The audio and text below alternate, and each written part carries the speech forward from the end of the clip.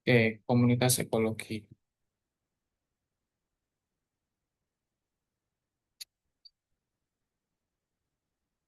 Ya, dalam komunitas ekologi seperti kemarin ya, pasti kita mempelajari terjadinya interaksi antara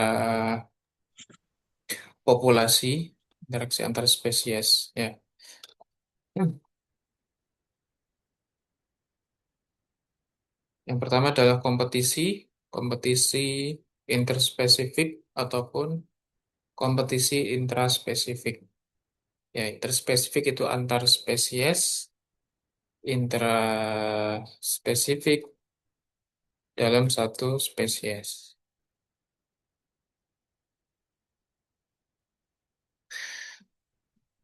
Sifat kompetisi adalah saling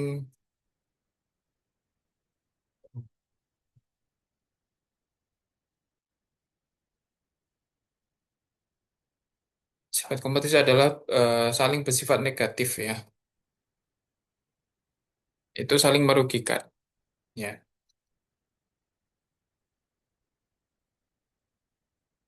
Nah, kompetisi ini biasanya terjadi untuk mempersaingkan, untuk memperebutkan sumber daya makanan, ya, sumber daya ya resource, yaitu makanan,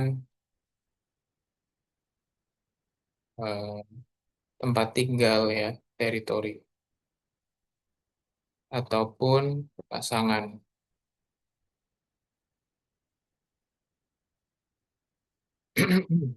Ya,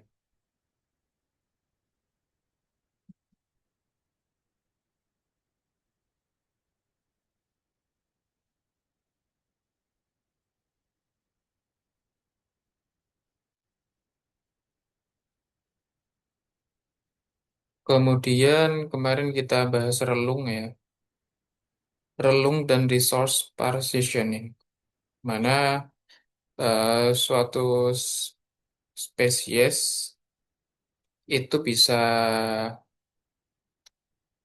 membagi teritorinya supaya tidak terjadi kompetisi. Kalau kemarin ada burung yang memakan apa daun di daerah pucuk pohon, ada yang bagian tengah, ada yang bagian dasar. Ya, kalau di sini ada sejenis tokek ya, yang tempat tinggalnya itu beda, relungnya berbeda.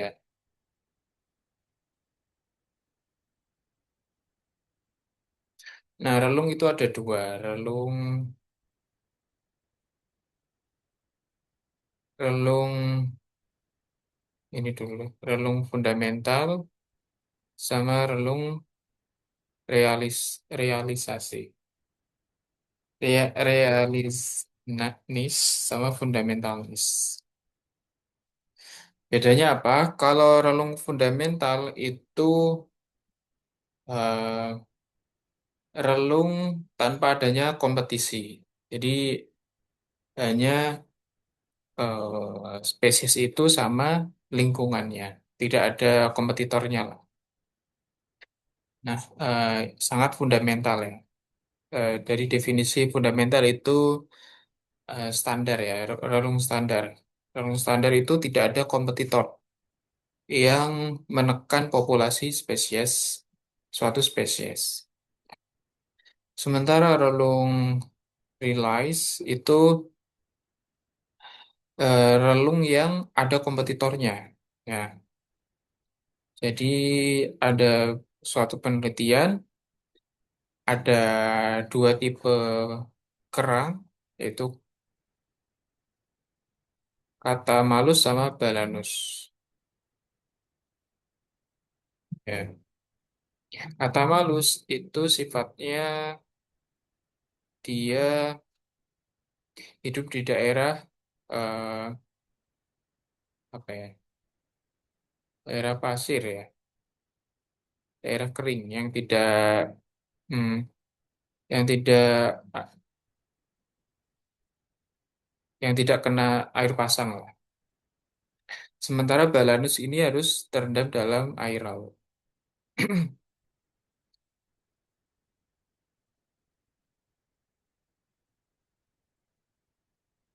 Nah, adanya kompetisi ini menyebabkan kata malus ini populasinya hanya tersebar di daerah darat ya, saya bilangnya. Pokoknya daerah yang tidak kena pasang surut ya. Sementara saat tidak ada kompetitor, si Balanus ini, si kata malus itu bisa sampai ke daerah pasang surutnya ya, sampai ke daerah berair. Populasinya meningkat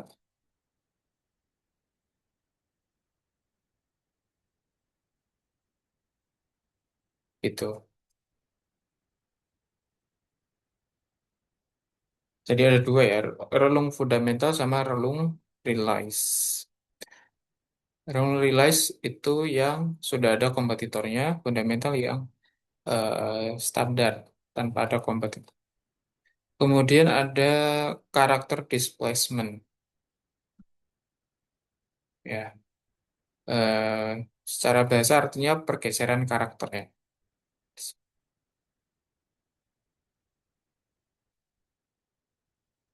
Character displacement is a tendency for characteristic to be more divergent in sympatric population of two species than in allopatric population of the same two species. Ya, jadi eh, pergeseran karakter ini bisa terjadi ketika ada dua spesies ya yang berbeda lokasi di lokasi geografis itu hidup dalam satu lokasi geografis. Jadi karakter displacement ini ada dua tipe, yaitu simpatrik dan allopatrik.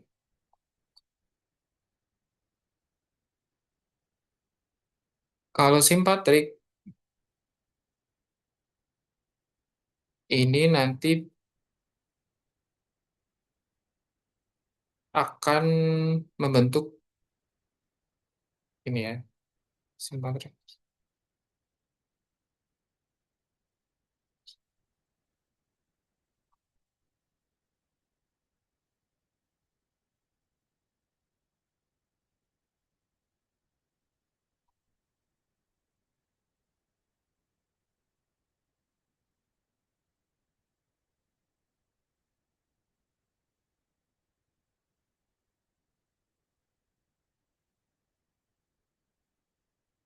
Hmm, Ini simpatrik, ini allopatrik. Simpatrik itu dua spesies ya. Ini dua cabang ini ya, diibaratkan dua spesies yang sumbernya berbeda dari dua lokasi yang berbeda ya. Di sini dua lokasi yang berbeda itu tidak berarti benar-benar berbeda ya. Bisa jadi apa ya, faktor lingkungannya sama, kayak karakteristik lingkungannya sama, cuman memang berbeda ya. Dan di suatu apa ya, di suatu bilangnya apa sih? Di suatu momen dia hidup dalam satu tempat yang sama, satu lokasi geografis yang sama di sini ya. Nah, eh, penyatuan dua spesies dua lokasi yang berbeda ini nanti membentuk eh, akan membentuk pergeseran karakter ya, secara morfologi nantinya.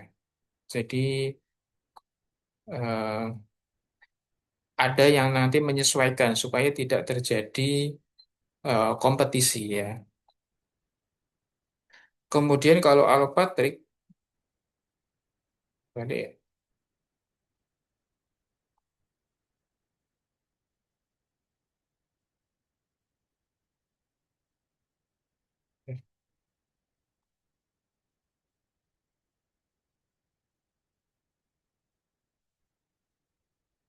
alopatrik kebalikannya.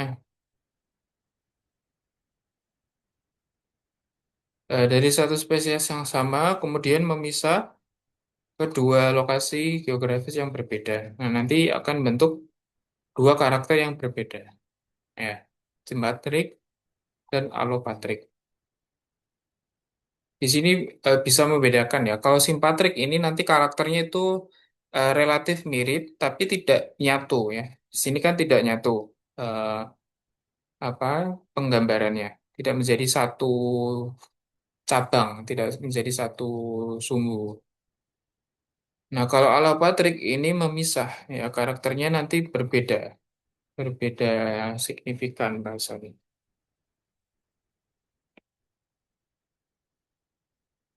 Nah, contohnya itu ada suatu burung di Galapagos. Yang ini. Jadi ada dua tipe burung, ada dua jenis burung, Volliginosa sama Fortis. Nah, Volliginosa itu habitatnya relungnya di Los Hermanos. Ya, sementara siapa ini? Fortis itu di Dapna. Nah, ketika mereka di lokasi yang berbeda, itu yang diamati itu adalah paruhnya, big depth, lebar paruhnya itu relatif sama ya, lebar paruhnya berkisar 6 sampai eh, 12 atau 11 ya. Ya sekitar itulah. 6 sampai 12 milimeter. Nah, ketika kedua jenis burung ini diletakkan atau dipindahkan ke satu habitat yang sama, ini terjadi pergeseran karakter ya, pergeseran karakter di mana burung Polyginosa ini memiliki diameter, lebar paruh yang lebih mengecil, toh paruhnya lebih kecil. Sementara burung Fortis ini dia lebar paruhnya lebih lebar lagi, lebih besar lagi. Ya,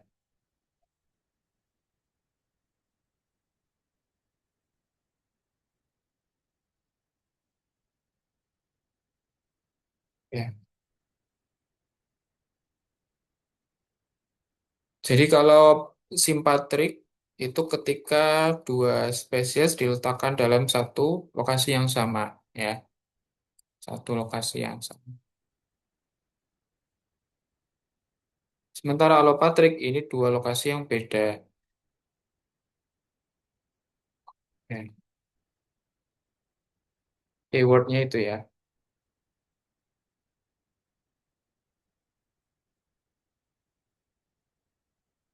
Kemudian predasi, predasi ini interaksinya positif dan negatif.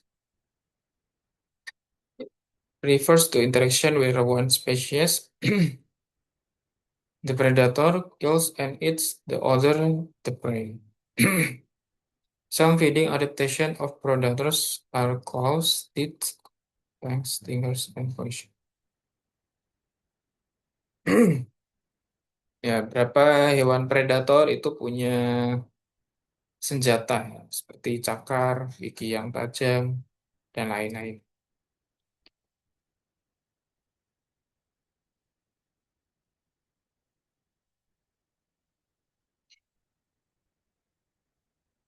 Prey display various defense adaptations, behavioral defenses, including hiding, fleeing, forming heads or schools, self-defense, and alarm pose. Animals also have morphological and physiological defense adaptation. Cryptic coloration or camouflage makes prey difficult to spot. Jadi di alam itu terjadi predasi ya. Ada pemangsa yang memangsa mangsanya. Ya. Nah, mangsanya ini punya kemampuan adaptasi bertahan hidup ya, si mangsanya itu ya. Jadi hewan yang ditakdirkan menjadi mangsa itu diberikan kesempatan untuk bisa melakukan adaptasi. Adaptasi bertahan hidup, ya, bervariasi lah tipe adaptasinya. Mulai dari bisa bersembunyi, bisa eh, menghasilkan alarm, menghasilkan foramen, senyawa yang bisa memicu yang lain untuk menyelamatkan diri dan lain-lainnya. Ya, tipe adaptasinya bisa berupa morfologi maupun fisiologi.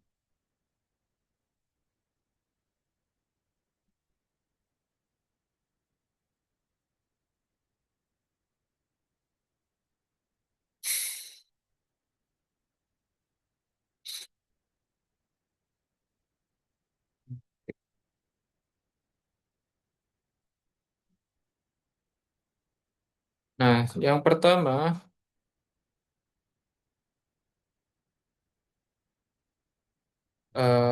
cara adaptasi prey.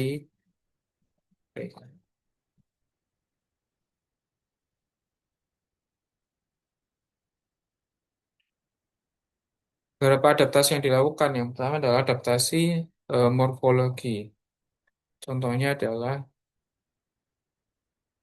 cryptic colorization. Dari kata colorization berarti menyesuaikan warna. Jadi tubuhnya itu bisa, tubuhnya itu, warna tubuhnya itu bisa berkamuflase, ya, yang mirip dengan lingkungannya sehingga predatornya tidak tidak apa ya, tidak menjumpai, tidak tahu bahwa di situ ada mangsa. Ya. Kemudian ada aposematic colorization.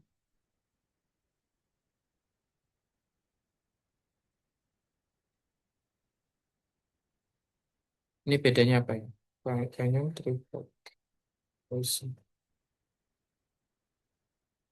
ada yang tahu bedanya antara cryptic colorization dan aposematic colorization?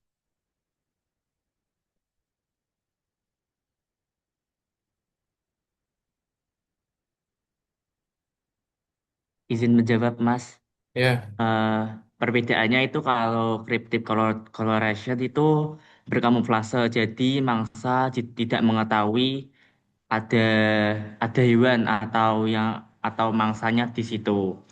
Kalau aposematic coloration itu eh, hewannya seperti kata itu mempunyai warna yang cerah, menandakan kata itu beracun atau mempunyai mempunyai kemampuan untuk mengeluarkan toksik seperti itu, Mas.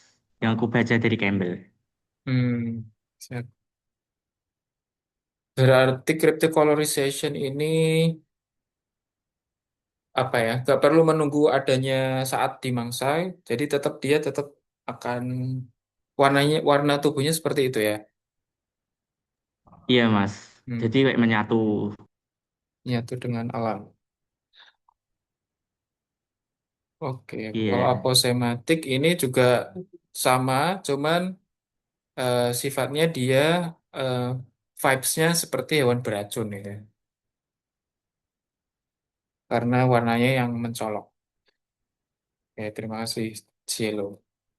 Selanjutnya ada mimikry. Mimikry ini ada dua, mimikry Mullerian sama Batesian.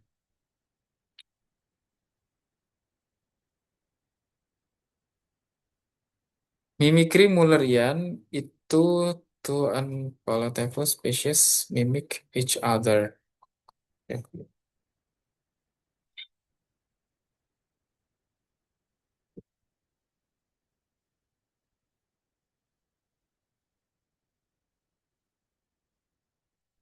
Kalau mimikry ini meniru hewan yang lain ya, mimikry. Nah, kalau mimikry Mullerian ini tuh apa ya? Lupa. Kalau mimikry Batesian ini dia meniru hewan hewan yang berbahaya ya.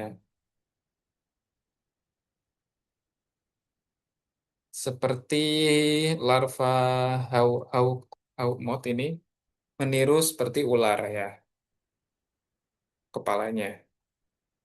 Padahal dia bukan ular.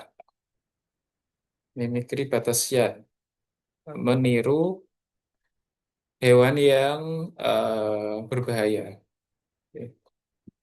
hewan predator juga. Kalau mimikri Mullerian ini meniru hewan yang nggak bisa dimakan ya. Iya, Cilo ya. Iya Mas, menandakan atau kayak mirip hewan yang tidak enak dimakan. Jadi mangsa Hmm, tidak mangsa kukubi lebah itu. ya, ya. Ya, itu ya cara membedakan ya. Mimikri Mullerian ini meniru hewan yang nggak bisa dimakan, nggak suka dimakan. Sementara mimikri Batesian ini meniru hewan yang berbahaya ya.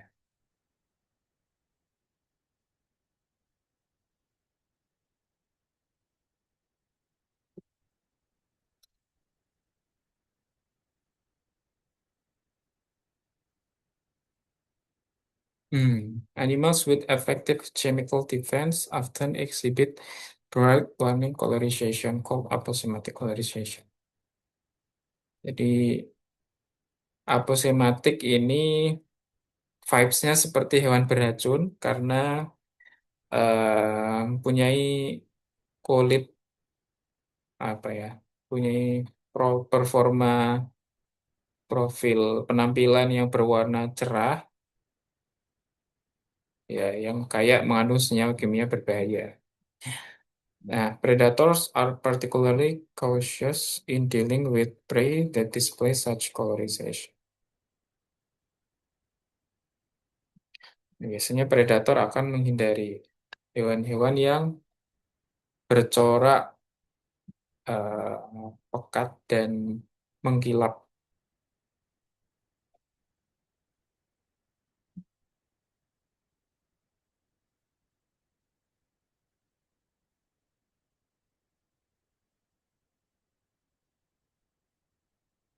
Selanjutnya herbivori, eh, interaksinya positif dan negatif refers to an interaction in which an herbivore eats parts of a plant or alga. Herbivori ini bisa terjadi di darat dan akuatik ya, lewat tumbuhan maupun alga. It has lead to evolution of plant mechanical and chemical defense and adaptation by herbivores.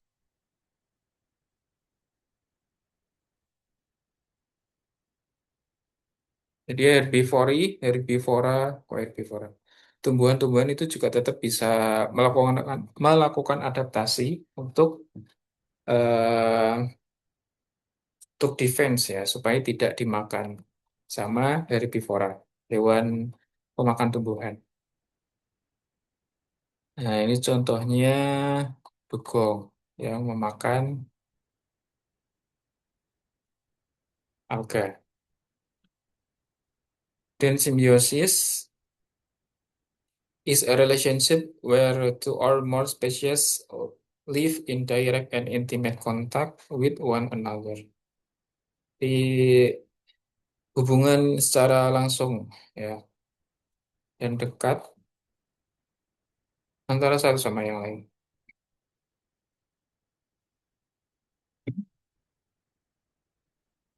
Yang pertama parasitisme.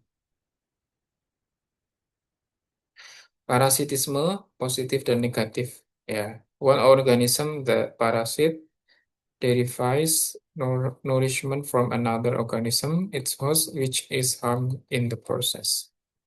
Nah, parasitisme ini ada dua, endoparasit dan ektoparasit.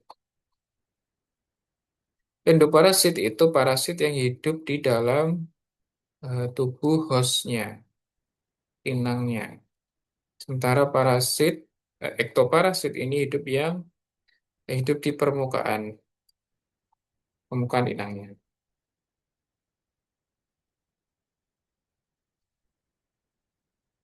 Many parasites have a complex life cycle involving a number of hosts. Beberapa parasit itu punya siklus hidup yang kompleks yang melibatkan sejumlah inangnya ya.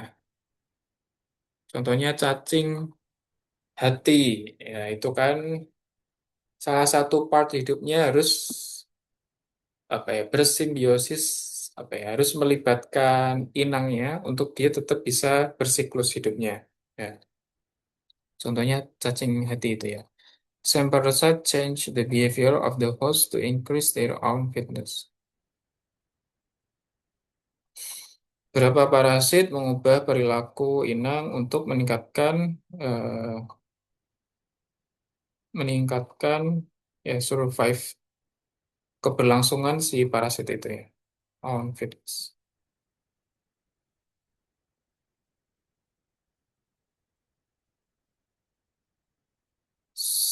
Selanjutnya mutualism ya simbiosis yang saling menguntungkan.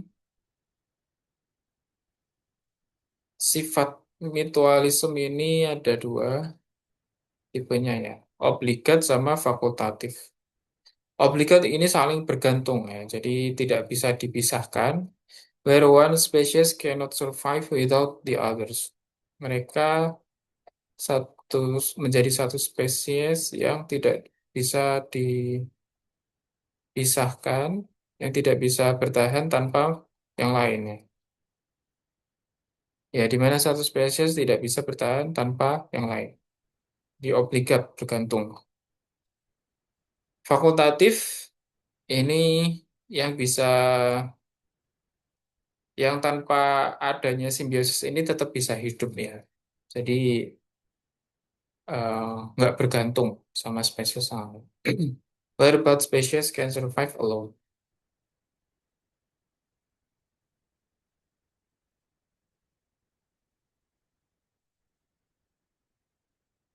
Ini apa? Pohon akasia dan ants. Pseudomyrmex. Semut ya. Semut dan pohon akasia.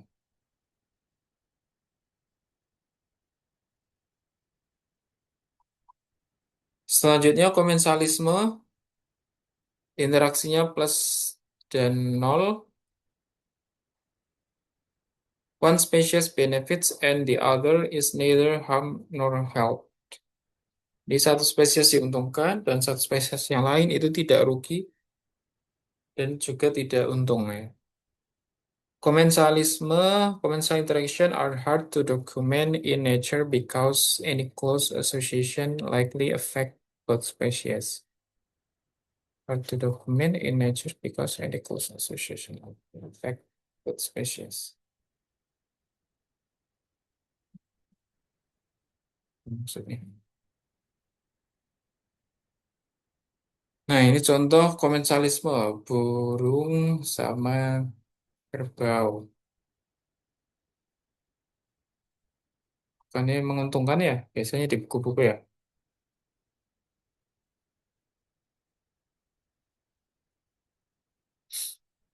Selanjutnya facilitation.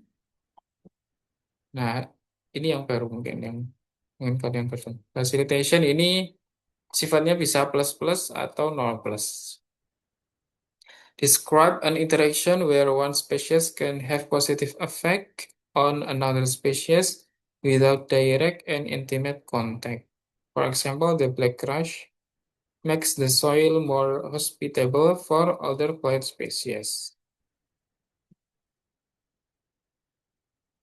Di mana satu spesies itu bisa punya efek positif pada spesies yang lain tanpa berinteraksi secara langsung ya. Tanpa kontak-kontakan langsung, satu spesies itu bisa memberikan efek positif untuk spesies yang lain.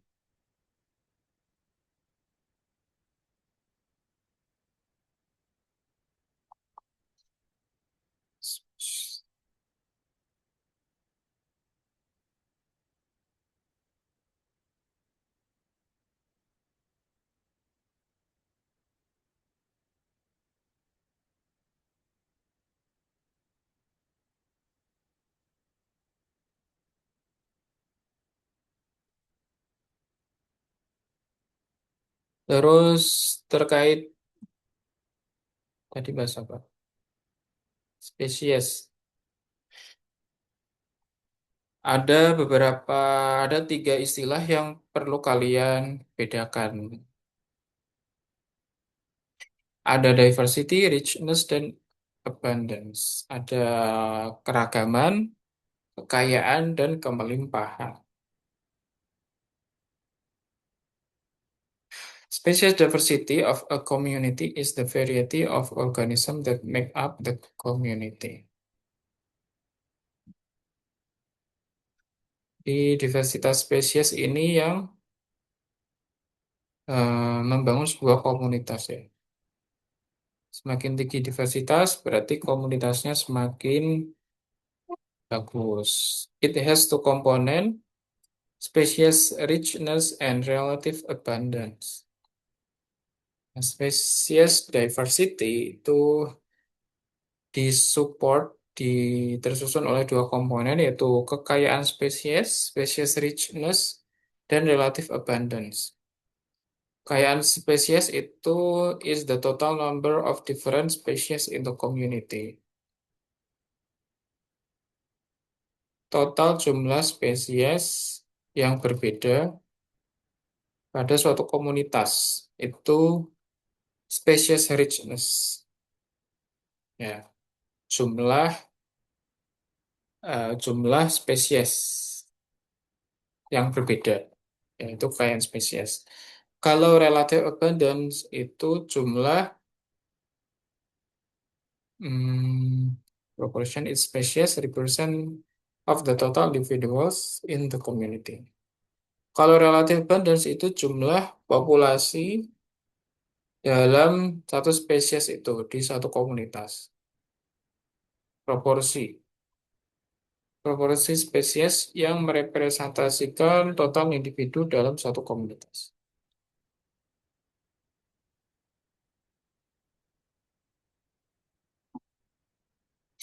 Nah, ini ada komunitas A1 sama komunitas 2.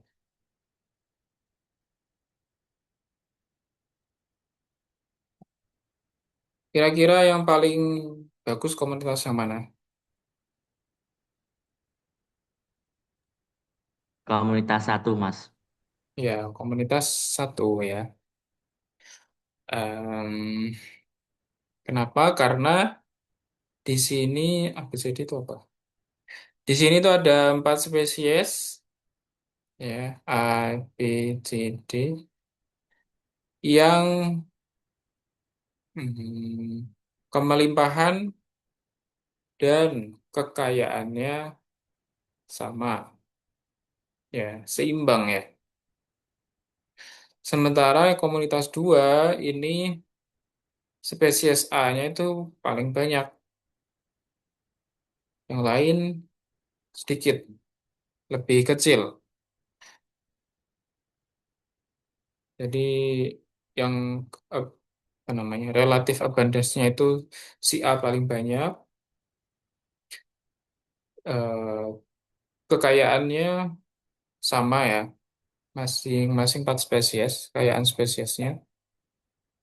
Cuma di sini kemelimpahannya kurang ya, hanya ditemukan di A, di spesies A.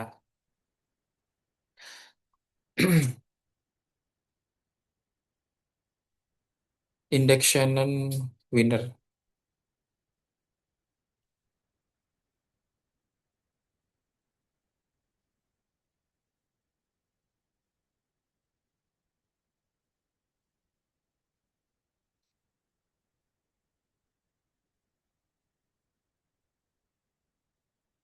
Hmm,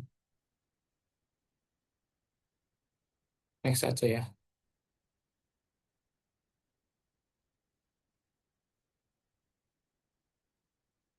Kemudian ada istilah invasive species. Ya, mungkin kalian baru-baru ini ada ikan apa namanya sapu-sapu itu ya. Itu salah satu jenis invasive spesies ya. Invasive spesies itu spesies yang berasal dari luar yang menginvasi Biasanya kayak menjajah gitu, lingkungan baru, dan dia itu sifatnya memakan apa aja, organisme yang ada di situ. Dan itu akan menurunkan diversity, diversity species. Communities with higher diversity are more productive and more stable in their productivity. Yes. Komunitas yang diverse itu akan lebih produktif dan stabil. Better able to withstand and recover from environmental stress. Jadi lingkungan itu bisa stres ya. Nah, komunitas yang diversitasnya tinggi itu bisa menekan stres lingkungan ya.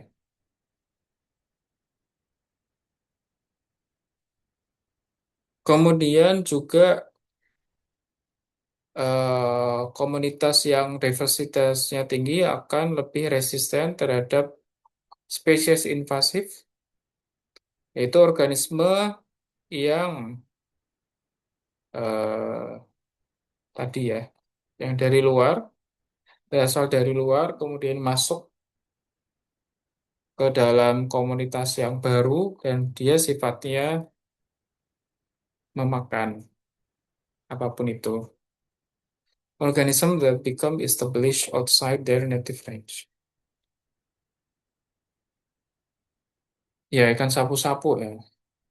Kayaknya dulu juga di kampungku juga banyak ikan sapu-sapunya dan malah dulu dianggap sebagai ikan hias ya karena sifatnya bisa membersihkan air. Jadi air di akuarium itu bisa bersih ya. Padahal ternyata kalau kita telusuri secara apa ya kesehatannya, kesehatan lingkungannya, air yang jernih itu malah nggak bagus ya untuk ikan, untuk hewan dan tumbuhan yang lain. Itu yang nantinya akan menyebabkan namanya apa? Oligotrofik ya. Menyebabkan organik di airnya itu turun gitu. Itu nanti akan menurunkan keanekaragaman. Ya, menurunkan keanekaragaman diversitas komunitas.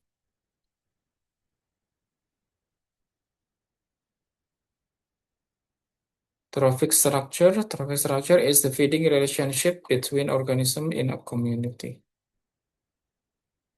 It is a key factor in community dynamics. Food chains link trophic levels from producers to top con.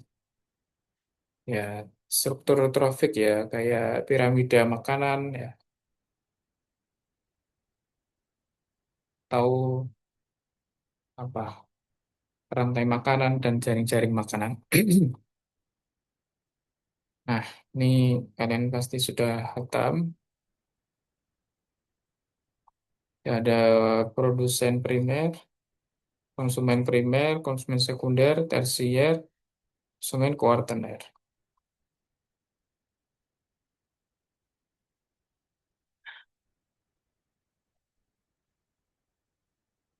Ya, baik itu di terestrial maupun di marine. Kalau di marine ini produsen primernya itu fitoplankton, ya plankton, dan zooplankton, karnivor, karnivor, karnivor.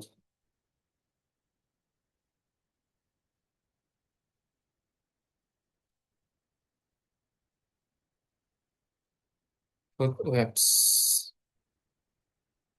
jaringan makanan, jaring makanan. A food web is a branching food chain with complex trophic interaction.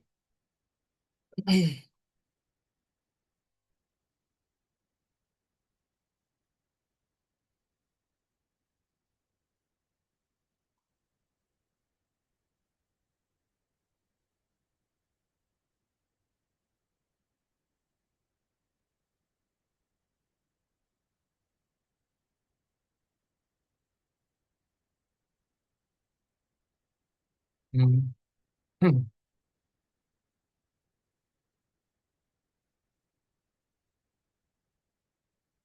Next. Ya,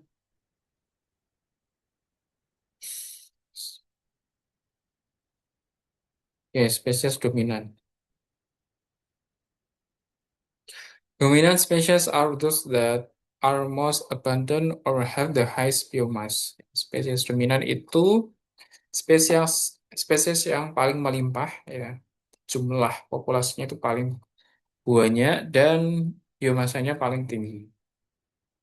Dominant species exert powerful control over the occurrence and distribution of other species. Nah, biasanya spesies dominan itu punya kekuatan untuk mengontrol spesies yang lain, ya. Bisa mengontrol kehadiran dan distribusi spesies yang lain. For example, sugar maples have a major impact on shading and soil nutrition availability in eastern North America. This affect the distribution of other plant species. Apa ini? Sugar maples of a major impact on shading and soil nutrient availability in eastern nutrisi soil. Berarti tidak hanya ke antar spesies saja, tapi juga bisa mengontrol nutrisi tanah, ya, ketersediaan nutrisi tanah. Jadi bisa mengontrol faktor abiotiknya juga.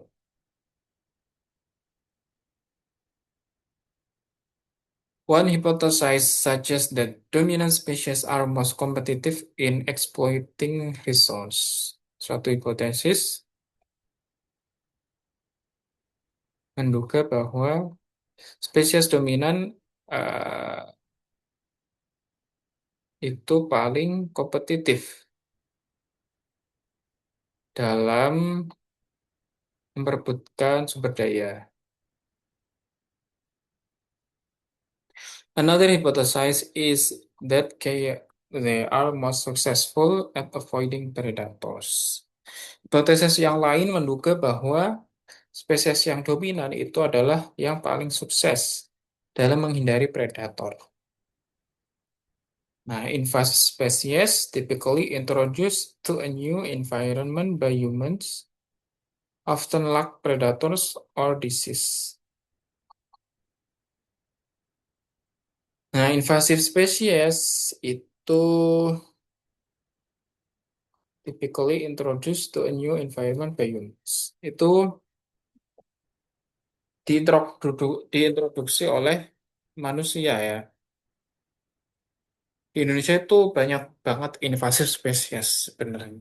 Di nggak tahu ya, dulu kayak orang-orang Indo itu kayak suka dengan hewan ataupun tumbuhan yang berasal dari luar.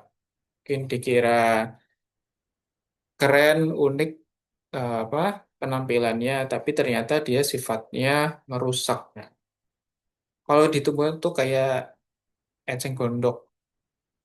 Eceng gondok yang punya bunga warna ungu, itu kalau aku diceritain tuh katanya siapa gitu, istrinya Soekarno atau siapa itu suka. Itu bukan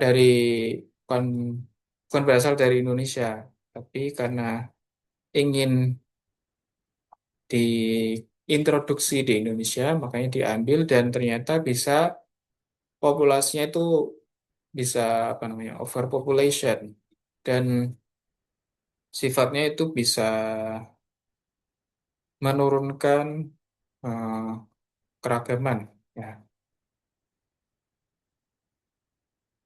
ekosistem sungai.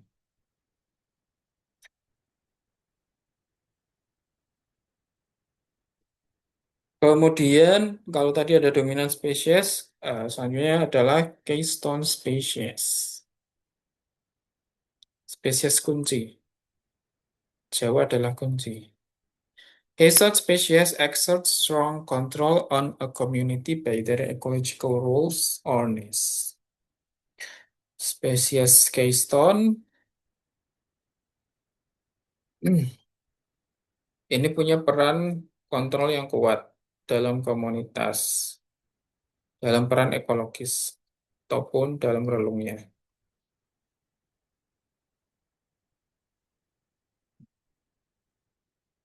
Nah, berbeda dengan spesies dominan, mereka itu tidak dominan ya secara populasi, tidak melimpah dalam komunitasnya. Studies of sea stars illustrate their roles as a keystone species in intertidal communities.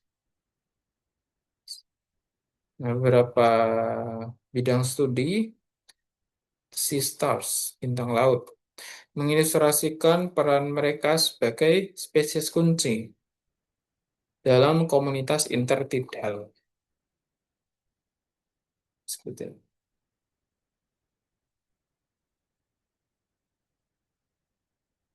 Nah, ini ternyata temannya SpongeBob ini punya peran penting sebagai keystone. Keystone species. Jadi keystone species itu tidak harus banyak populasinya untuk bisa mengontrol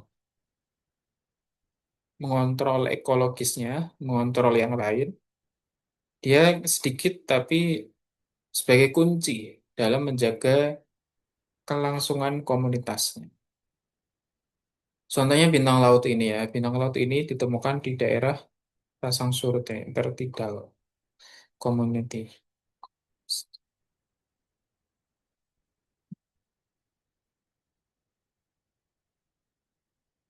Number of species.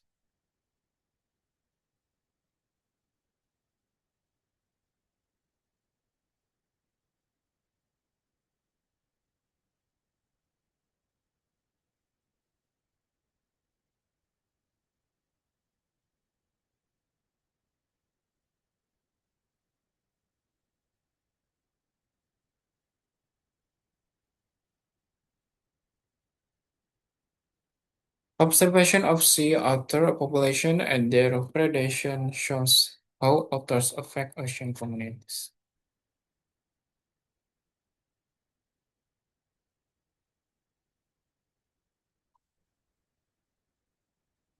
Number of species present.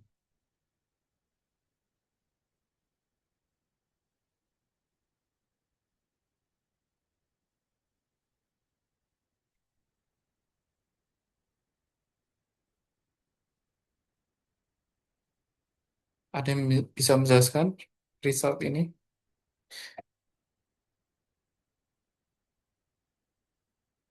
Hmm, jadi kayaknya ini ada suatu penelitian untuk melihat apakah bintang laut ini sebagai spesies kunci atau spesies dominan.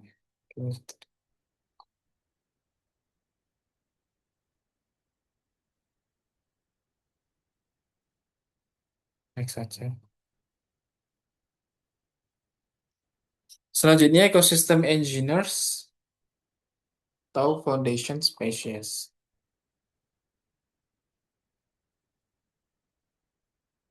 Ecosystem engineer adalah apa ini? Foundation species itu adalah spesies yang bisa merubah secara fisik lingkungannya dan mempengaruhi struktur komunitas. For example, beaver dams can transform landscape on a very large scale. Contohnya adalah ya berang-berang ya, bisa membuat bendungan.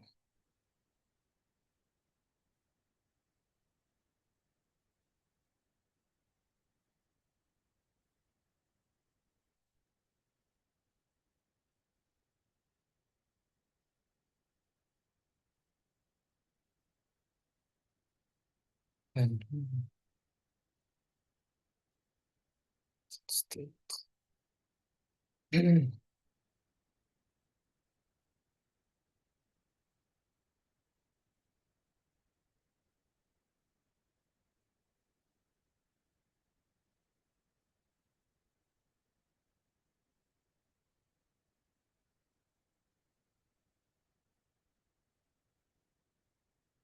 Nah, kemudian ada bottom up dan top down controls. The bottom up models of community organization propose a unidirectional influence from lower to higher trophic levels. In this case, presence or absence of mineral nutrients determines community structure, including abundance of primary producer. Bottom up sama top down control ini terkait sama jaring-jaring makanan, sama trafficnya yang tadi kita singgung. Jadi, hmm, apa, kemelimpahan salah satu traffic itu bisa mempengaruhi traffic yang lain ya, karena mereka kan saling berinteraksi, saling makan dan dimakan. Nah, ada istilah di sini itu bottom up dan top down controls. Now, the top-down models, also called the trophic cascade model, propose that controls comes from the trophic levels above. Jadi top-down itu dari top, berarti dari puncak, puncak traffic yang nantinya mempengaruhi bawahannya ya, traffic bawahnya. In this case, predators control herbivores, which in turn control primary producer. Jadi di sini predator puncak itu nanti akan mengontrol herbivora. Nah, herbivora ini juga nantinya akan mengontrol produsen produsen ya. Herbivora tanaman ya.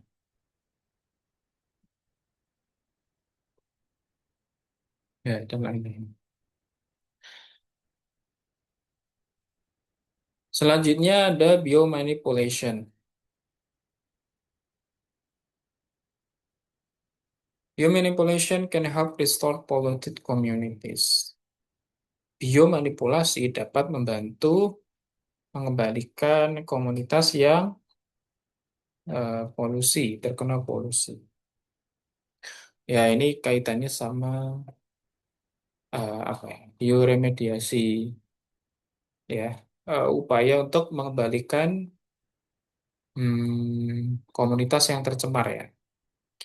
Contohnya in a Finnish lake, blooms of cyanobacteria occurs when zooplankton were eaten by large population of roach fish. The addition of big perch control roach population allow zooplankton to increase and ended cyanobacterial blooms.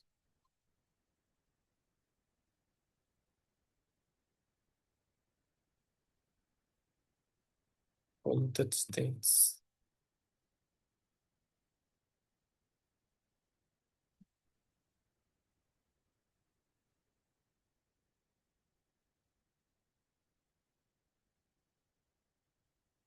Hmm.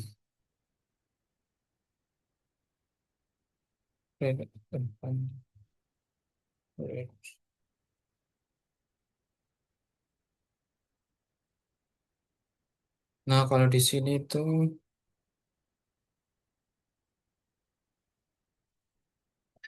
nah secara normal kan ini apa ya? Ada nah di akuatik ini ada tingkatan trofiknya algae, zooplankton, fish. Nah, ketika trofiknya ini tidak normal, maksudnya terjomplang,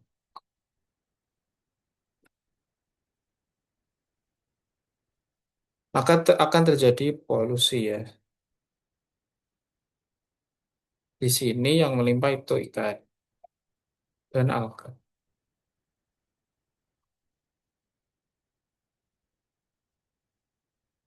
Harusnya kan zooplankton harus banyak ya, karena dia produsen di marin. Sehingga perlu di-restore untuk meningkatkan zooplankton.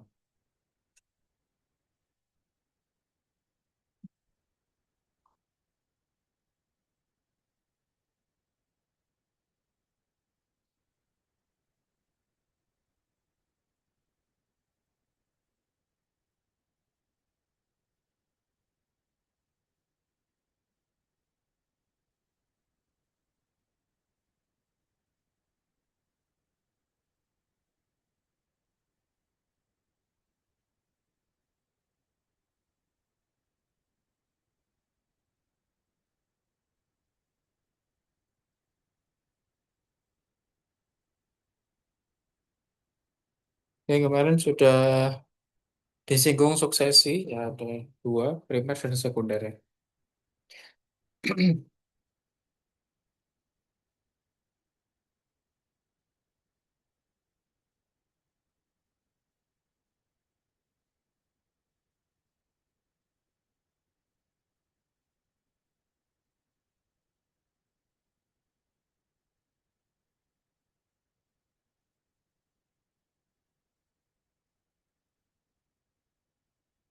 Apalagi ya.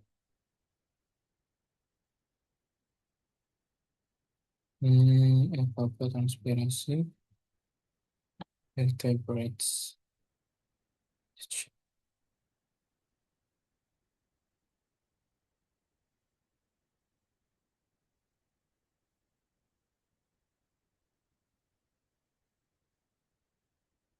Actual evapotranspiration, three species richness. Richness.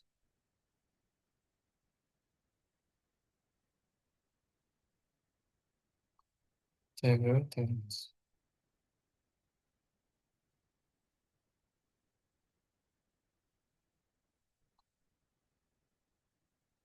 Ya, selanjutnya ada konsep island equilibrium model. Ya, model keseimbangan pulau.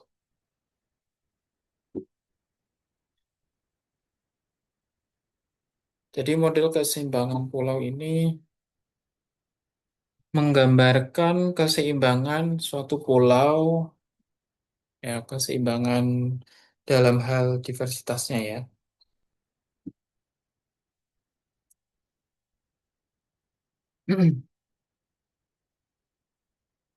Species richness on island depends on island size, distance from the mainland, immigration, and extinction. Extinction. Jadi keseimbangan pulau itu dipengaruhi oleh ukuran pulaunya, jarak dari daratan utamanya, imigrasi, dan kepunahan. The equilibrium model of island biogeography maintains that species richness on an ecological island level of at dynamic equilibrium point.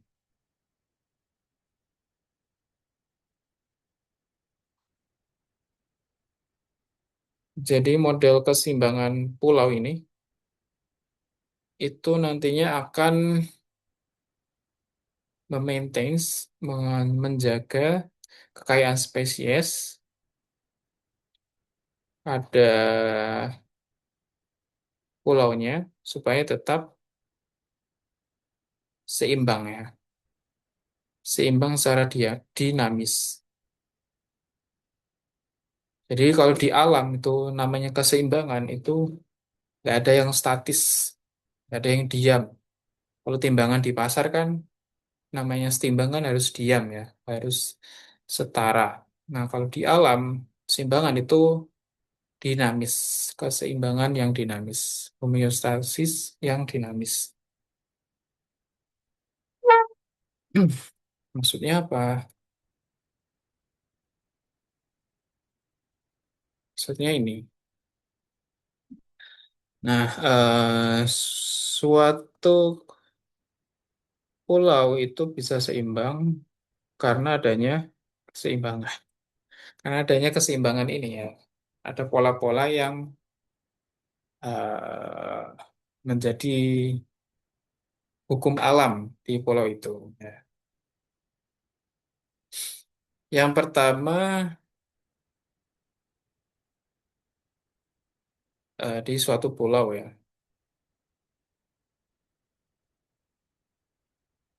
Nah,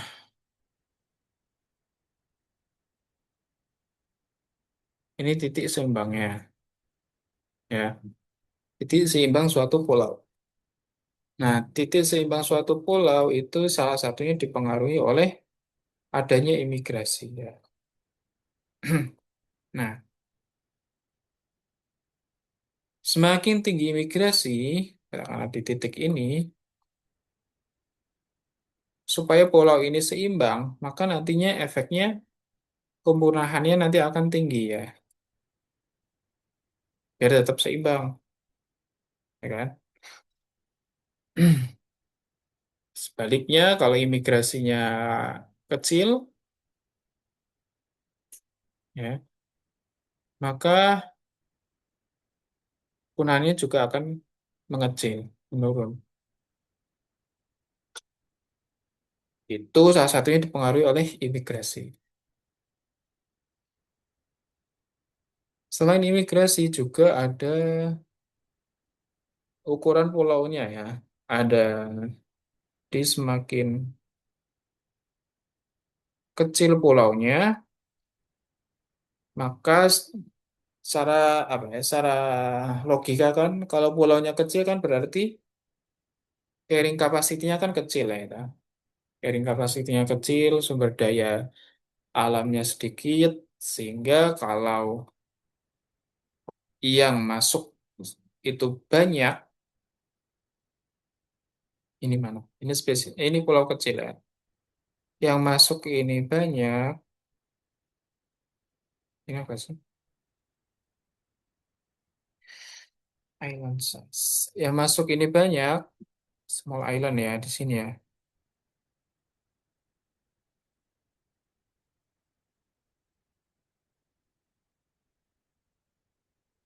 Sini,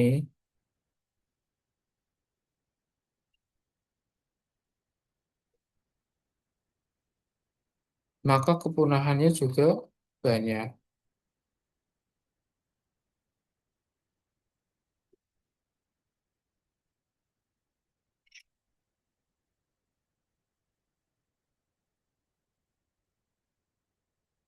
Oh gini deh. Kalau di pulau kecil, kalau imigrasinya sedikit, mana sih? Kalau imigrasinya banyak, kepunahannya akan banyak, lebih banyak. Nah, kalau di pulau besar, kalau imigrasinya banyak, kepunahannya bisa lebih kecil. Kalau secara kuantitatif aja ya. Maksudnya kalau di sini ada dua pulau nih, pulau kecil sama pulau besar.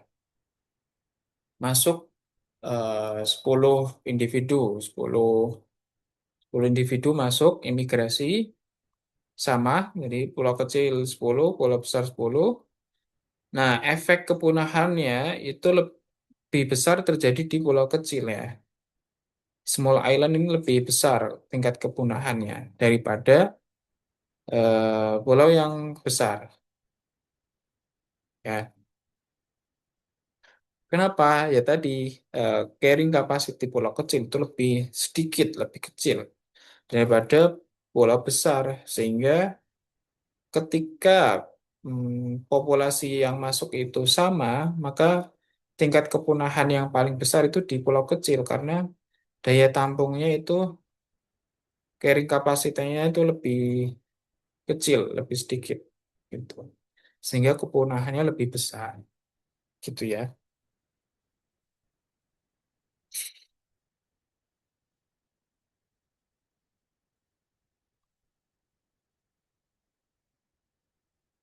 Bisa dipahami nggak ya? Yes.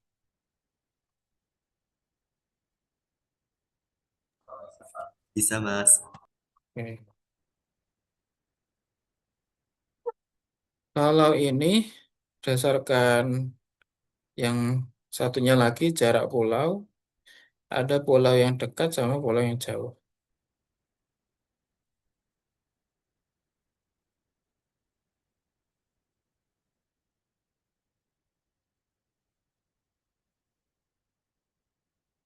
Near island, near island.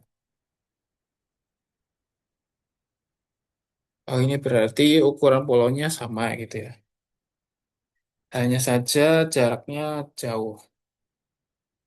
Hanya saja perbedaan jarak. Kalau di near island,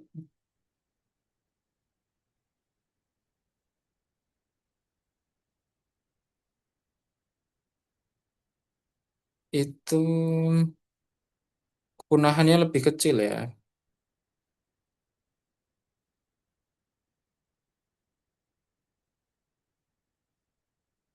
Sementara kalau di Far Island itu kepunahannya akan lebih besar.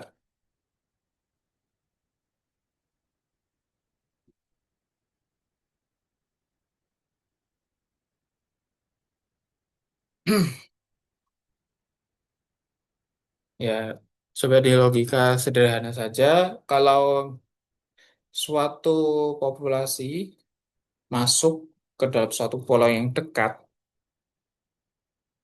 maka kepunahannya lebih kecil. Sedangkan masuk ke dalam pulau yang lebih jauh, maka kepunahannya akan lebih besar.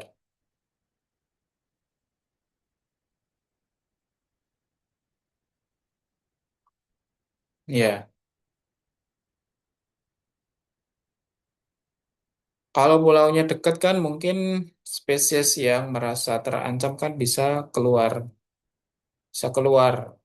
dari pulau itu dan ya berpindah ke yang lebih dekat gitu. Kalau pulaunya jauh kan mungkin ada beberapa spesies yang tidak bisa berpindah terlalu jauh sehingga akan punah di situ ya, akan mengalami extinction,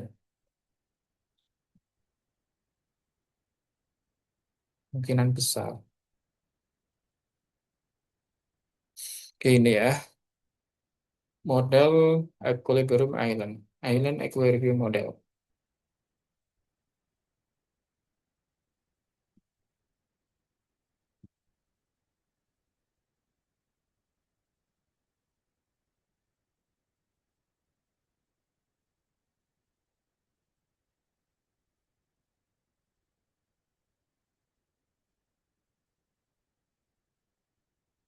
Selanjutnya,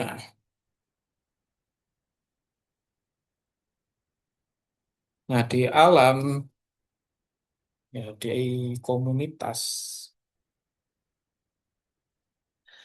itu pasti, bukan pasti juga sih. Ya pasti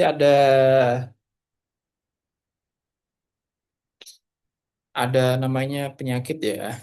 Jadi di hutan itu di antara hewan satu dan hewan lain itu ada penyakit itu. Jadi kalau dikaitkan sama penyakit kita itu ada tipe penyakit yang zoonosis dan non zoonosis. Ya, ada penyakit kita itu yang disebabkan oleh karena hewan, berinteraksi dengan hewan, atau yang emang penyakitnya dari manusia sendiri. Kayak kasusnya COVID dulu. Itu kan katanya COVID itu virus yang berasal dari hewan, dari kelelawar. Nah, itu nggak tahu, itu belum terbukti sampai sekarang. Zoonotic pathogens have been transferred from other animals to human. Di penyakit yang zoonotik, yang zoonosis itu berasal dari animal, berasal dari hewan. The transfer of pathogen can be direct or through an intermediate species called vector.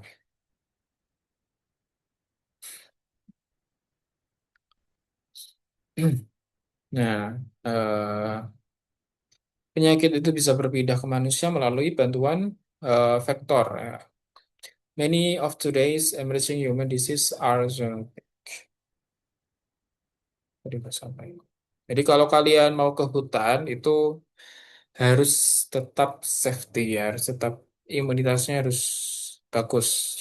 Kalau enggak bisa kemungkinan terkena penyakit yang berasal dari hewan. Ya, ke hutan, ke kebun binatang.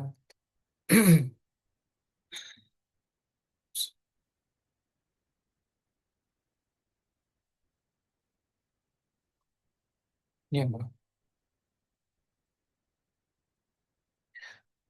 eh, pernah yang virus sebelumnya avian influenza itu kan berasal dari ayam, dari burung, ya, aves. yang pernah terjadi di Indonesia. Avian flu is highly contagious virus of birth. Ecologists are studying the potential spread of the virus from birds.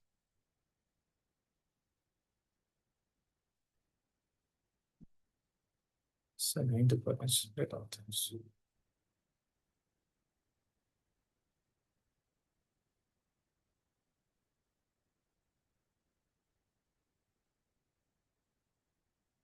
Jadi sebelum menyebar ke antar manusia, yang pertama dulu kan tadi ada vektor ya, yang menjembatani virus atau patogen dari hewan ke manusia. Manusia bisa menyerang, bisa menyebarkan virus itu ke yang lain melalui ya transportasi, perpindahan manusia dari daerah ke daerah yang lain ya.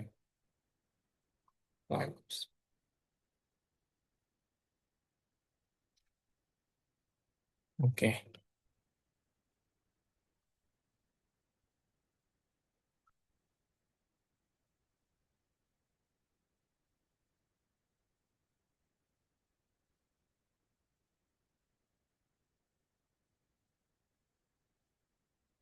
Ya sampai sini ada yang ditanyakan, diskusi, silakan.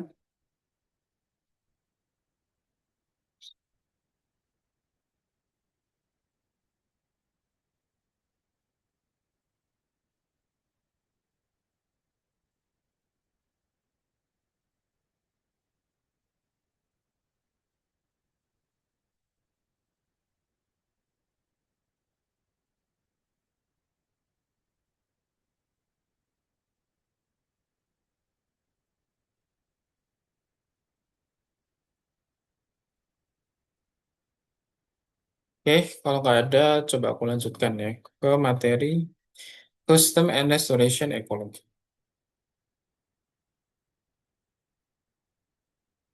System and Restoration Ecology.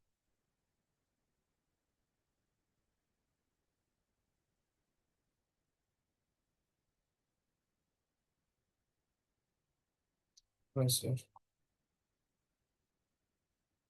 Oke.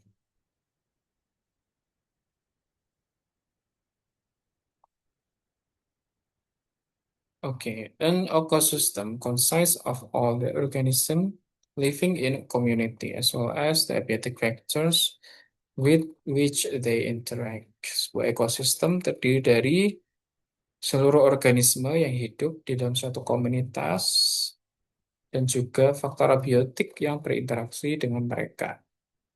An example is the unusual community of organisms including chemotrophic bacteria living below a glacier in Antarctica.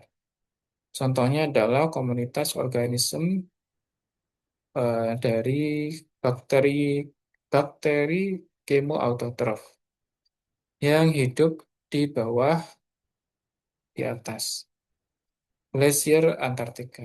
Ini ya, bakteri kemoautotrof yang berwarna apa? Merah kecoklatan.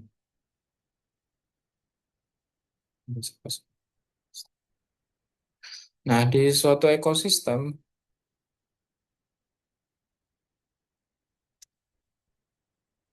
ekologi, terjadi hukum kekekalan energi. Jadi, eh, fisika itu ada. Hukum-hukum fisika itu terjadi di alam, tidak hanya di lab. Hukum konservasi energi atau hukum kekekalan energi. Hukum kekekalan energi yang pertama adalah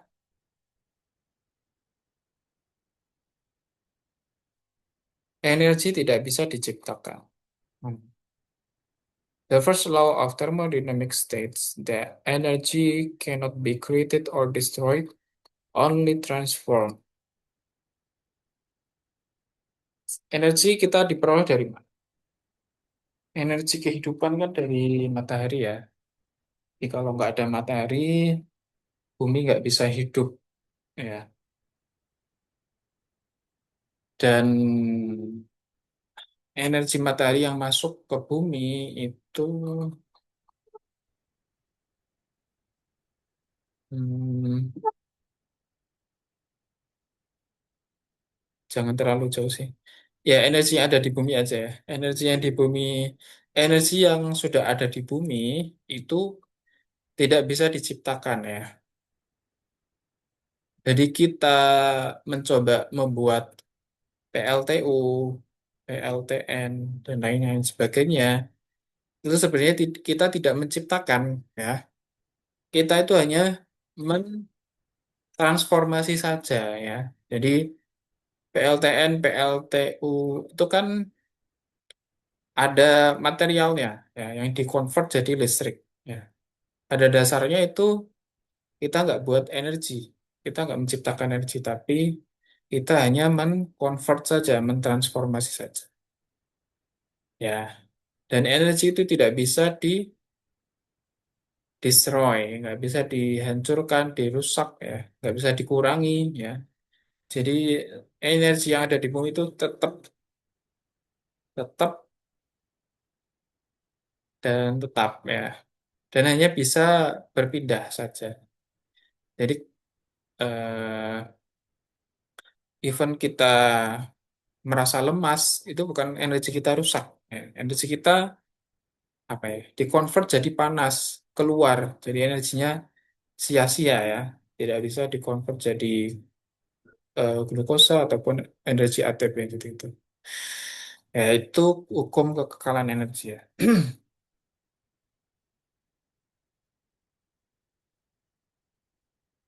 Nah, energy enters an ecosystem as solar radiation, is conserved and is a loss from organism as heat.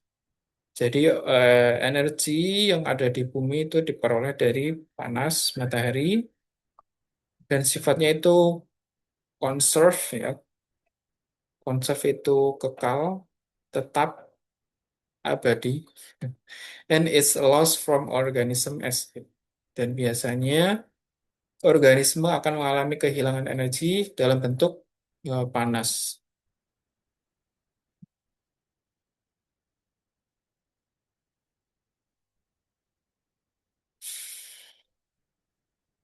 The second law of thermodynamics states that every exchange of energy increases the entropy of the universe.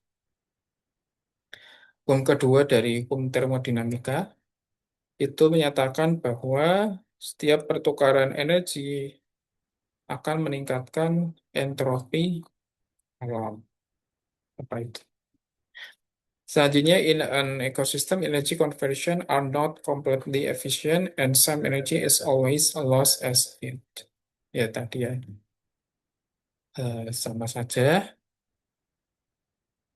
Mas Roberts.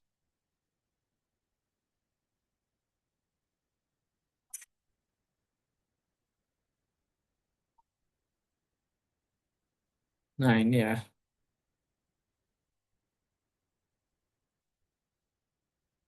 Jadi sumber energi kita itu sebenarnya berasal dari matahari. Kenapa kita bisa dapat energi? Karena ada produsen primer yang mengkonvert energi matahari menjadi energi kimia ya dalam bentuk glukosa. Nah, glukosa ini dimakan glukosa dan senyawa organik. Ya. Senyawa organik dimakan oleh konsumen primer, manusia salah satunya kan. Kemudian konsumen primer ini akan makan, nggak semuanya akan disimpan dalam bentuk energi. Nggak semuanya akan ditransformasi penuh oleh manusia sebagai energi. Sisanya dia akan mengalami kehilangan energi ya, dalam bentuk panas. Dan seterusnya ya, ke secondary dan tersier konsumen. Kemudian, nah di sini ada detritus, detritivora. Nah, detritivora itu bukan di bawah ya. Biasanya kalau di bawah kayaknya gitu deh. Biasanya kan produsen, konsumen, decomposer, detritivore. Hmm. Detritivora itu dia bisa menghubungkan ke tingkat trofik yang lain ya. Jadi dia bisa center di sini. Bisa apa namanya? Menguraikan produsen primer, bisa menguraikan konsumen primer, bisa menguraikan konsumen sekunder, ataupun bisa menguraikan mikroorganisme ya.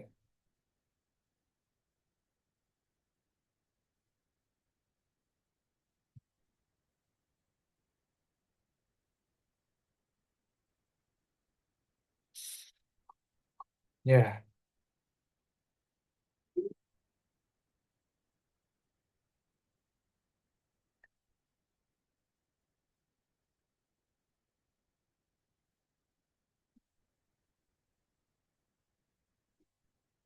oke, kita mendengarkan azan dulu.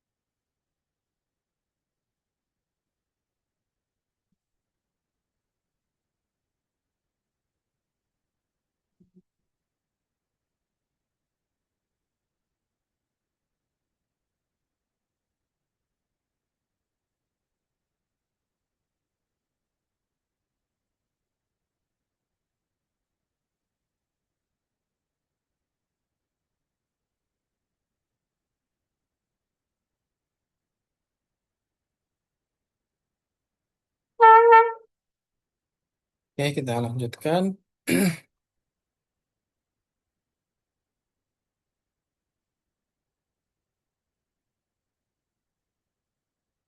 Ya, terkait energi tadi ya, yang berasal dari matahari, nah itu kan ditangkap oleh tumbuhan, ya, diserap oleh tumbuhan atau vegetasi di sini ya,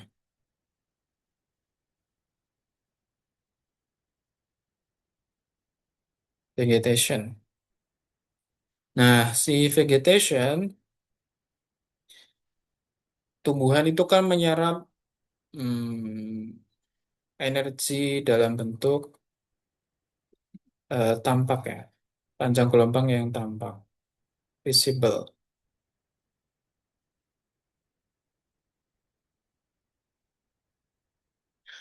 Ya.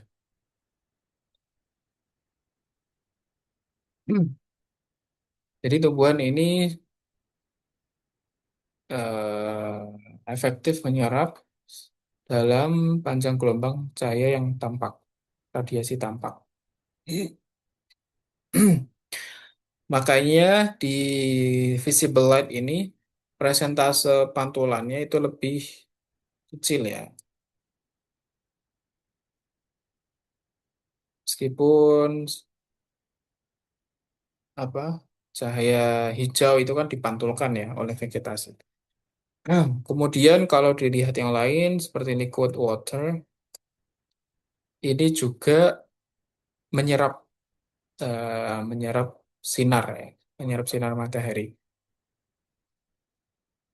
menyerap sinar matahari. Kemudian ada tanah ya, masih lebih tinggi dibandingkan vegetasi dan air. Nah, yang paling tinggi itu adalah salju dan awan ya. Kalau dilihat dari visible light ini ya.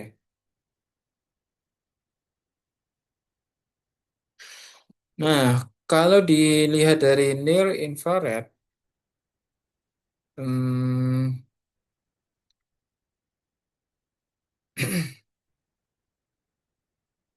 si soil sama vegetasi ini akan memantulkan. Ya. Persentase pemantulan sinarnya lebih tinggi dibandingkan visible, vegetasi dan soil. Sementara air ini lebih apa ini? Lebih rendah lagi ya, sampai nggak kelihatan. Mungkin di sini, nggak tahu ya. Pantulannya itu nggak ada. Jadi dia menyerap semua panjang panjang gelombang ya, include infrared ini, merah jauh, merah dekat. Sementara salju ini baru bisa menyerap, kok menyerap ya? Menyerap cahaya di infrared ini. Yang tadi kan visible-nya dia memantulkan kan?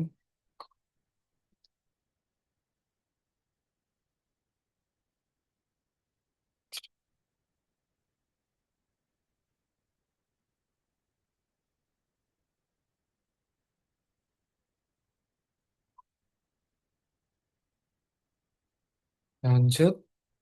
Presentation.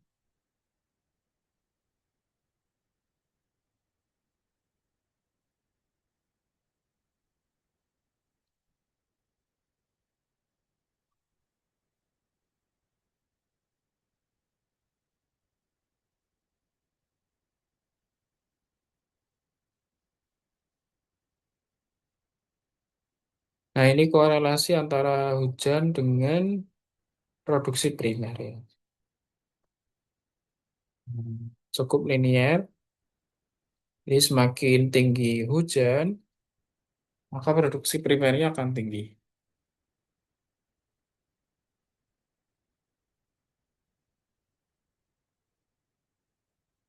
Oh iya, ini aku agak nyambung sedikit sama materi yang kemarin. Kita flashback ke yang ini. Nah, ini kalau dilihat-lihat kan si air itu kan dia menyerap semua panjang gelombang ya. Mungkin ini aku baru apa ya, baru dapat ilham ini. Mungkin berarti dari sini itulah mengapa air itu bisa jadi sumber kehidupan ya.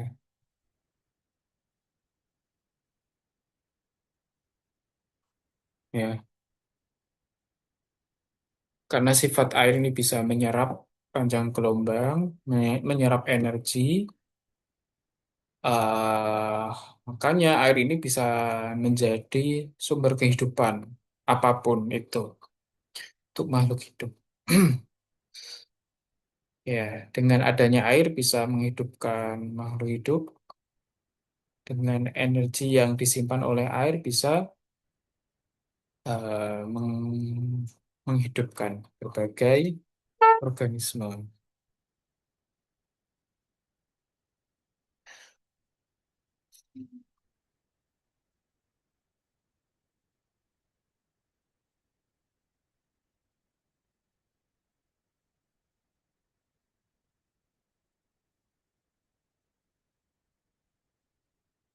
Oke, ini piramida energi ya. Jadi tidak semua energi itu akan dikonvert menjadi energi. Hanya 10% yang akan disimpan ya, disimpan dan di apa ya, ditransformasikan ke trafik di atasnya. Jadi kalau si tumbuhan ini ada 10.000 joule energi, maka yang akan kita temukan, kita peroleh dari konsumen primer hanya 1.000 joule. Jadi sisanya 90% kemana? Ya, gak jadi panas, jadi apa lagi? Nggak dimakan,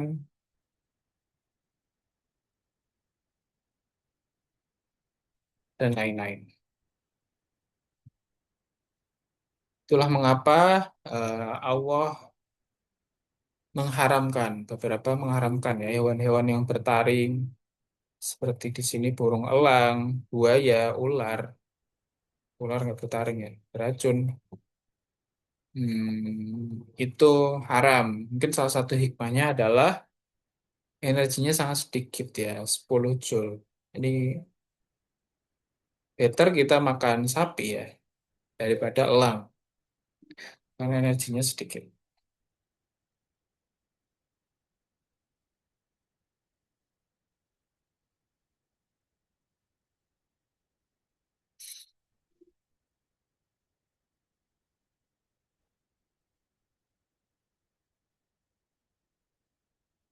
Bisa dipelajari ya. Ini aku coba cari yang menurutku penting. Siklus nitrogen, siklus karbon.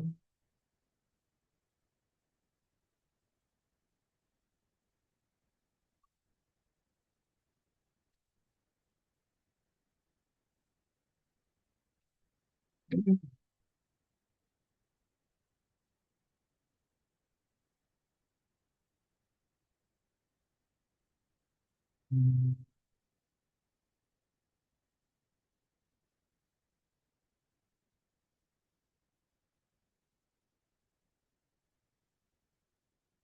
Nah, siklus nitrogen ini nggak semuanya terjadi di bumi ya. Kalau kita notice, bisa memperhatikan, mungkin siklus nitrogen ini tidak terjadi di gurun pasir ya. Iya nggak sih? Ya, karena di gurun pasir tidak terjadi hujan, ya, tidak ada petir yang mungkin yang bisa menjadi media untuk memindahkan nitrogen dari atmosfer ke tanah, ya. Kemudian mungkin tidak ada bakteri rhizobium yang menyerap yang menyerap nitrogen ke tanah, gitu ya. Sehingga ya gurun tidak subur ya. Kalau ada siklus nitrogen kan gurunnya harusnya subur ya. Ada tumbuhan yang hidup, ada bakteri di tanah itu. Jadi beberapa siklus itu tidak sepenuhnya ada di seluruh geografis, di seluruh lokasi geografis, seluruh ekosistem. Siklus karbon oke lah.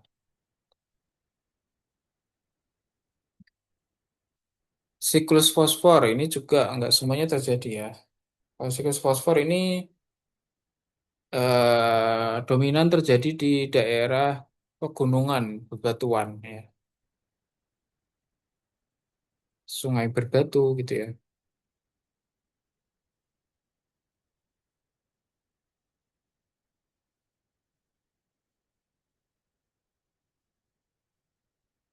Apa ini? Saya tak kirain kapal Nabi Nuh.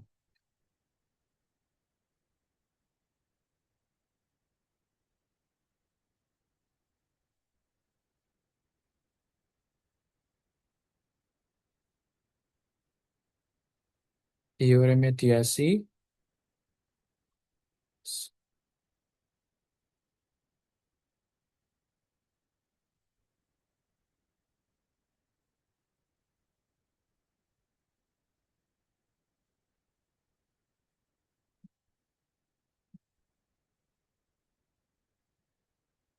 sudah final. Hmm, Serpong.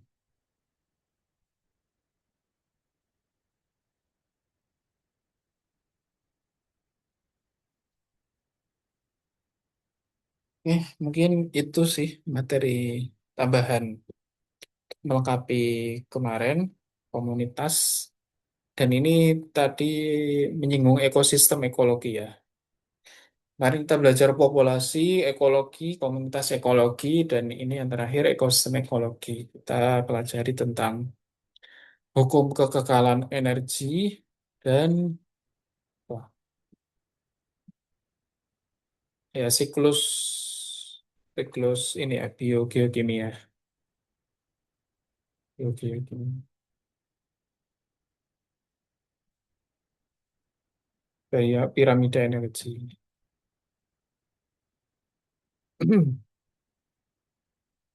Ya, mungkin seperti itu ya. Kiranya ada diskusi, silakan.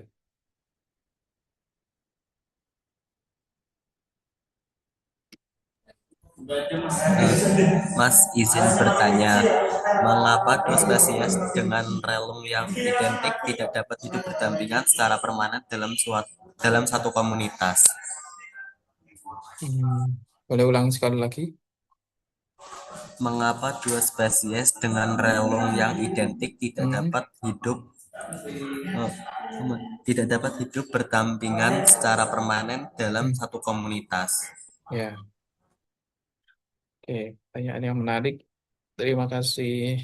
Siapa? Rido yang nanya tadi. Mas, Oke. Masih atas pertanyaannya. Ini berarti tadi simpatrik alopatrik ya. So, ya,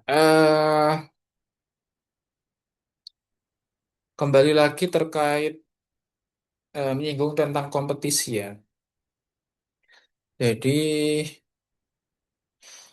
spesies yang relungnya sama di lokasi yang berbeda, kemudian dipindahkan dalam suatu tempat yang sama, itu memaksa mereka pada awalnya itu akan berkompetisi ya. Awalnya akan berkompetisi karena relungnya sama kan. Ya, jadi akan terjadi relung realize ya. Akan terjadi relung realize, terjadi kompetisi di dalam satu relung itu. Nah, kalau terjadi kompetisi terus-menerus kan akan saling merugikan ya antar apa ya? Aku nyebutnya ini, antar dua dua spesies itu ya, yang satu relung itu. Nah, itu kan merugikan. Makanya dua spesies itu akan mengalami pergeseran karakter, karakter displacement. Ya. Nah, satunya tadi yang lebar paruhnya itu dia menyesuaikan. Jadi saat di dua lokasi yang berbeda, di relung yang hitungannya masih sama, dia paruhnya itu relatif mirip ya ukuran paruhnya. Nah, ketika disatukan di satu tempat yang sama, si burung itu menyesuaikan, bergeser karakternya. Ada yang paruhnya lebih mengecil, satu lagi paruhnya ada yang lebih besar ya. Kenapa? Supaya tidak terjadi pertumpahan darah ya, tidak terjadi pertikaian permusuhan di antara mereka. Jadi ketika disatukan di tempat yang sama, pasti sebelum ini tuh sudah terjadi kompetisi bahasanya. Sudah terjadi kompetisi. Ada yang mati, ada yang meninggal, ada yang naik turun lah populasinya. Nah, mereka kan akan mengalami seleksi alam ya, akan mengalami proses evolusi, mikroevolusi mungkin ya. Salah satunya ini paruhnya nanti akan menyesuaikan. Jadi kalau di sini kan burung tidak bisa berkompromi ya, berdiskusi. Tapi secara alam dia akan menyesuaikan ya. Si burung yang puli ini, puli apa ini? Puli gini, Polyginosa ini akan mengecil paruhnya ya. Sedangkan burung yang Fortis ini lebih besar lagi paruhnya gitu. Di satu tempat yang sama ya. Padahal setidaknya harusnya mereka mirip ya paruhnya. Soalnya di tempatnya mereka saat nggak belum bersatu, dia itu ukuran paruhnya itu sama ya, relatif sama. Tapi saat disatukan mereka malah bergeser menjauh karakternya. Ada yang mengecil paruhnya, ada yang membesar. Itu salah satu tujuannya supaya spesies di antara mereka itu tetap eksis, tetap survive, dan tidak terjadi kompetisi. Gitu. Gitu, Rido.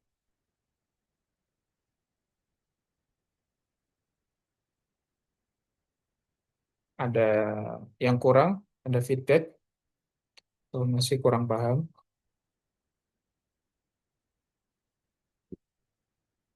Yang lain gimana?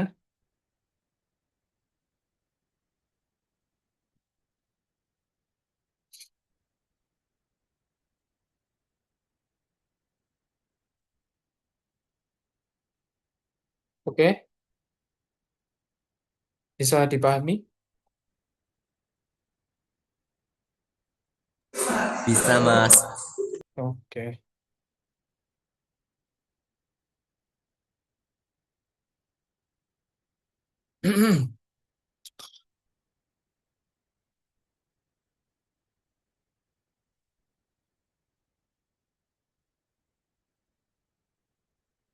Oh, lagi ya.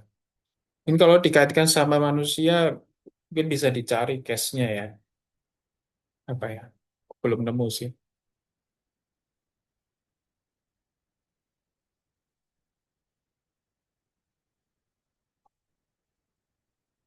Ya, bisa di observe ya, bisa dibaca dengan kondisi di sekitar kalian ya. Ikro membaca. Hmm. Oke, sepertinya aku cukupkan untuk materi hari ini.